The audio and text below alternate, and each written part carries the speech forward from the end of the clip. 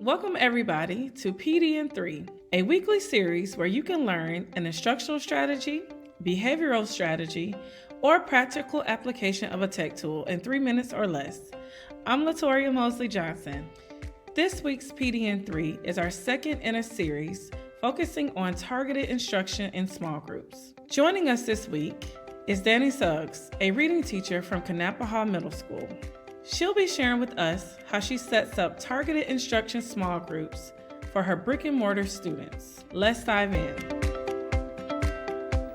Well, the first thing that I did was I made sure to lessen the number of students that I can see at one time. I only see at max 4. I do try to keep it an even number so that I can have them turn and talk to each other.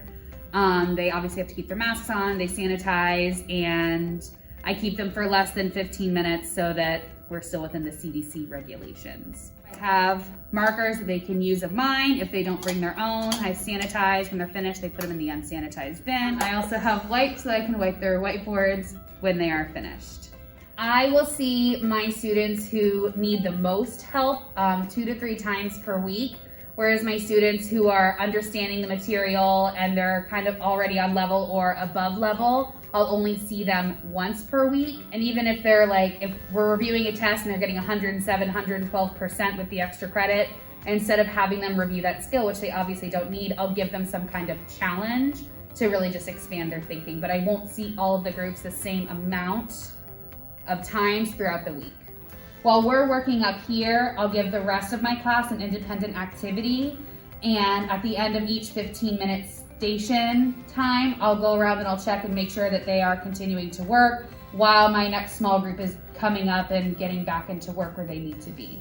So that's kind of how I keep them accountable. I kind of do little checks, little, formative assessments while they're going by, thumbs up, thumbs down, things like that, while my 2 small groups are switching either into the large group or into the small group.